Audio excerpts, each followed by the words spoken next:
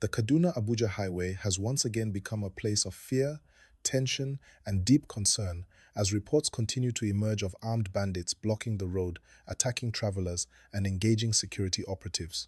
In the last few days, motorists using this very important route have experienced moments of panic that many survivors will never forget. Vehicles moving normally suddenly ran into danger zones where armed men appeared, forcing people to stop, opening fire, and creating chaos. Some travelers lost their lives, others were injured, and security agents who stepped in to protect civilians were also caught in deadly encounters. This road is not just an ordinary highway.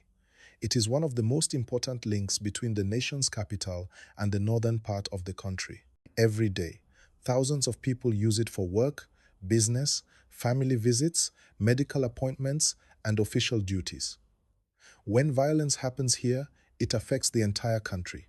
That is why these latest attacks are causing so much worry and anger across Nigeria. As you are listening to this, please remember to like this video and subscribe to the channel so you don't miss verified updates like this. Eyewitness accounts describe terrifying scenes. Some travelers said they heard gunshots from a distance and thought it was normal security activity, only to realize moments later that bandits had taken control of a section of the road. Cars were forced to slow down or stop, and panic spread quickly. In such moments, people think of only one thing: survival. Parents held their children close, drivers looked for any possible way to escape, and passengers prayed silently that they would make it out alive. Security agents deployed to the area responded, but the situation turned deadly. Armed groups confronted them, leading to exchanges that resulted in casualties. The loss of any security officer is painful because these are people who put their lives on the line to protect others. When security agents are attacked on a major highway, it sends a strong message about how bold and dangerous these criminal groups have become. Please, if you value detailed and calm reporting like this, like the video and subscribe now. What makes this situation even more disturbing is that many Nigerians are not surprised anymore. For years, the Kaduna Abuja highway has been known as a risky route. There have been previous cases of attacks, kidnappings, and road closures linked to criminal activity. Despite efforts by authorities to secure the road, these groups keep finding ways to strike. This has led to growing frustration among citizens who feel that traveling within their own country should not feel like a life-threatening mission. People are now asking serious questions. How can such an important road remain unsafe for so long? Why do these attacks keep happening even with military presence?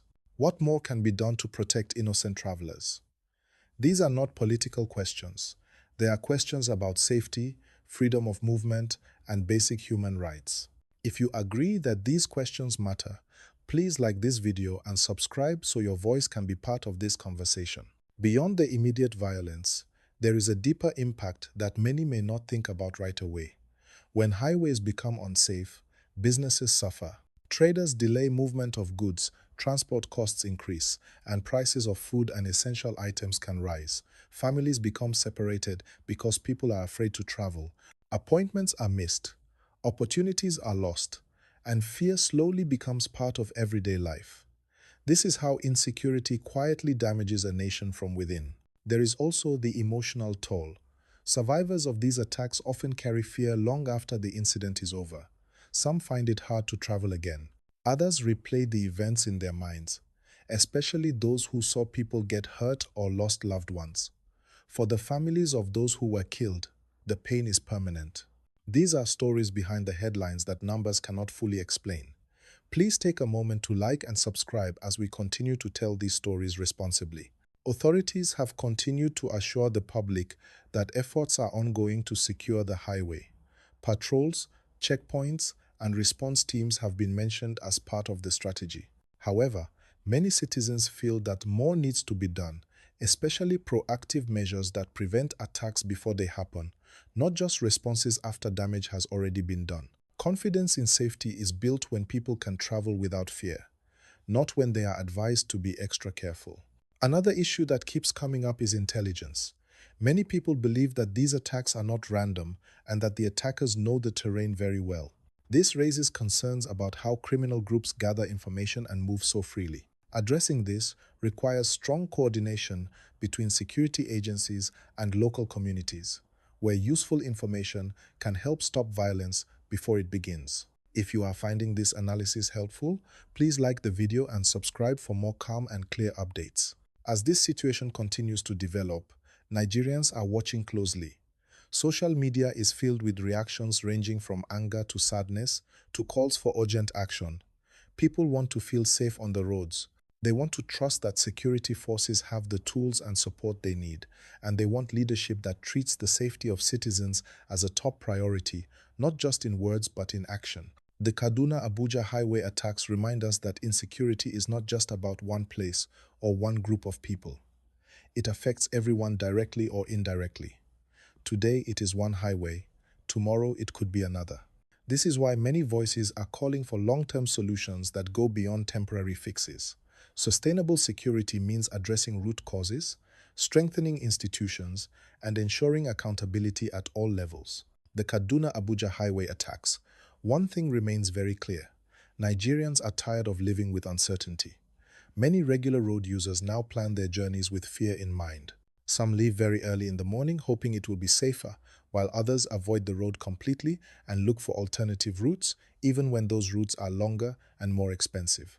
This is not how life should be for citizens who simply want to move freely and safely. Security experts have pointed out that when criminals are able to operate repeatedly on the same road, it creates a sense of control and confidence for them, while ordinary people lose confidence in the system meant to protect them.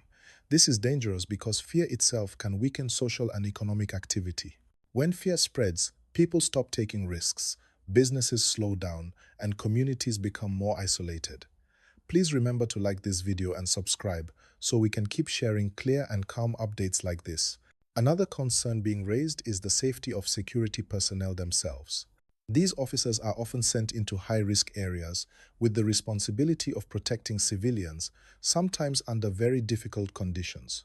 When they are attacked or killed, it affects morale across the security system. It also raises serious questions about equipment, support, and coordination. Protecting those who protect others is essential if lasting peace is to be achieved. Families of victims continue to mourn quietly. Many of them do not get media attention, but their loss is just as real. Some families lose breadwinners, others lose young people with bright futures.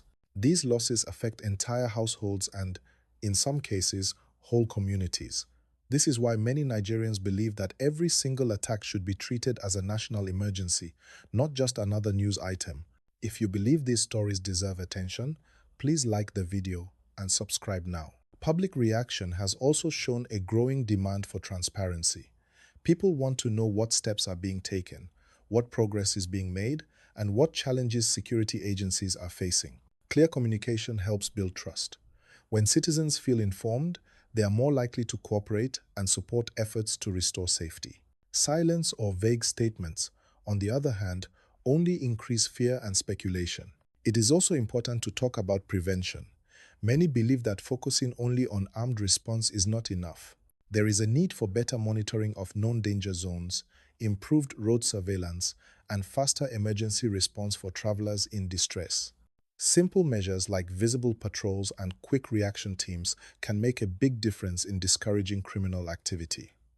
If you want more balanced discussions like this, don't forget to like and subscribe. For travelers, the current advice from many concerned voices is to stay informed, plan trips carefully, and avoid unnecessary movement during tense periods. While this is not a permanent solution, it reflects the reality people are facing right now. No one should have to choose between their safety and their daily responsibilities, but until things improve, caution has become part of everyday life.